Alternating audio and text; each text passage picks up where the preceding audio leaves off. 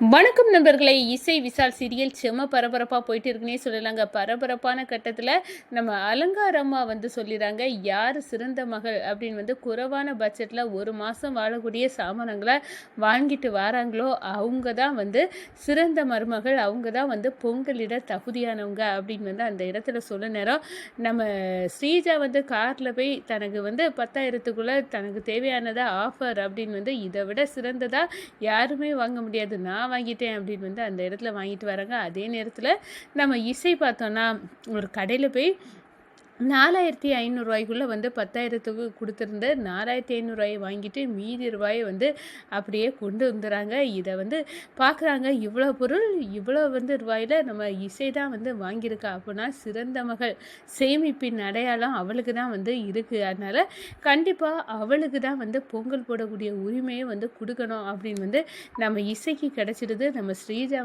அலங்காரத்துக்கு ஆப்பு வைக்கணும். இந்த அலங்காரம் வந்ததுனால தான் நான் பொங்கல் போட முடியலை, நான் பொங்கல் போட்டேன்னா நான் பாருன பொங்க இந்த சுபத்ரா நடு வீட்டில் தூக்கில் தொங்கணும் அப்படின்னு நினச்சி பொங்கல் போடணும்னு நினச்சேன். ஆனால் இதெல்லாம் நடக்காமல் என் திட்டத்தில் கரியை பூசிட்டா இந்த அலங்காரம் அப்படின்னு கொந்தளிக்கிறாங்கங்க ஸ்ரீஜா. அதை பற்றி தான் நம்ம இந்த வீடியோக்குள்ளே பார்க்க போகிறோம்.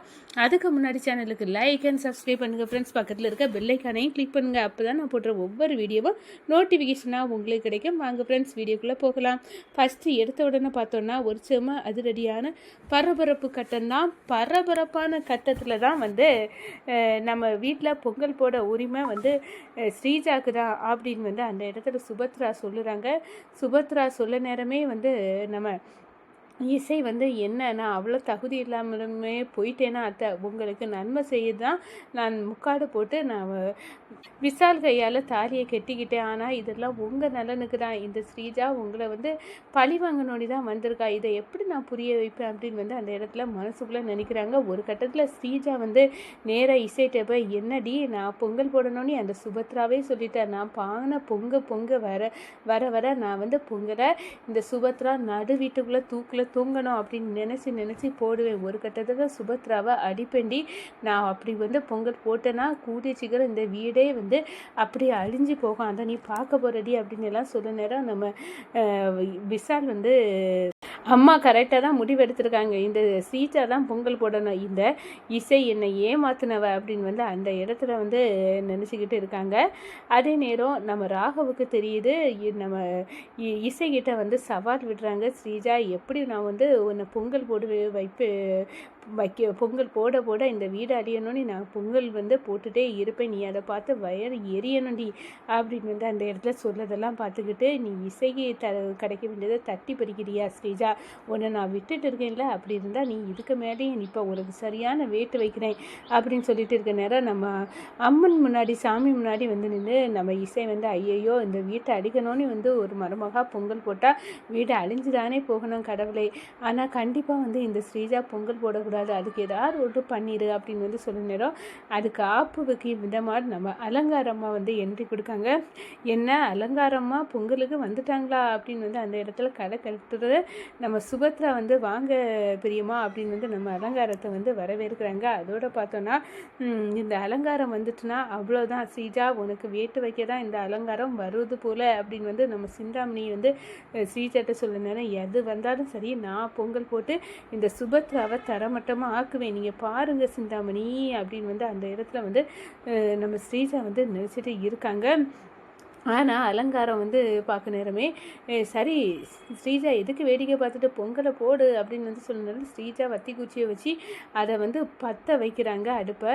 அப்போ நான் நிறுத்து, நீ எதுக்கு பொங்கல் போடுற, 2 மருமக இருந்தால் மொத்தம் 2 பேரும் சேர்ந்து தானே போடணும், நீ மட்டும் எப்படி போடுவ அப்படின்னு இல்லை இது ஒரு ஆள் தான் போடணும் அப்படின்னு சொல்ல நேரம், அப்படின்னா நீ ஈஸியாக நீ தட்டி பறித்து கொண்டு நீ மட்டும் போட்டுற முடியாது, ஒரு போட்டி வச்சு அதில் வின் பண்ணால் தான் போட முடியும், அப்படியா என்ன போட்டி, நான் ஆளுக்கு 10,000 தாரேன், ஒரு மாதம் வாழக்கூடிய பொருட்களை இந்த 10,000 ரூபாயில் நீங்கள் வாங்கிட்டு வந்துடணும் அப்படின்னு யார் அதிக பொருளை வாங்கிட்டு வந்தாங்களோ அவங்களுக்கு கண்டிப்பாக இந்த பொங்கல் போடக்கூடிய உரிமை கிடைக்கும் அப்படின்னு சொல்ல நேரம், ஓகே இந்த டீலிங் நல்லா தான் இருக்குது அப்படின்னு 10,000 அலைக்கா காரில் போய் பர்ச்சேஸ் பண்ணுறாங்க. எல்லாம் ஆஃபர் இதை விட வந்து குறைஞ்ச விலையில் யாருமே வாங்க முடியாது அப்படின்னு வந்து நம்ம ஸ்ரீஜா முடிவெடுத்து எல்லா ஆஃபரையும் வந்து பொருட்களை வாங்கி கொண்டு வராங்க. டூ வீலரில் நம்ம இசை வந்து போய் குறைஞ்ச கடையில் வந்து சாமானத்தை வாங்கிட்டு வாங்குறாங்க. அதுவும் 4500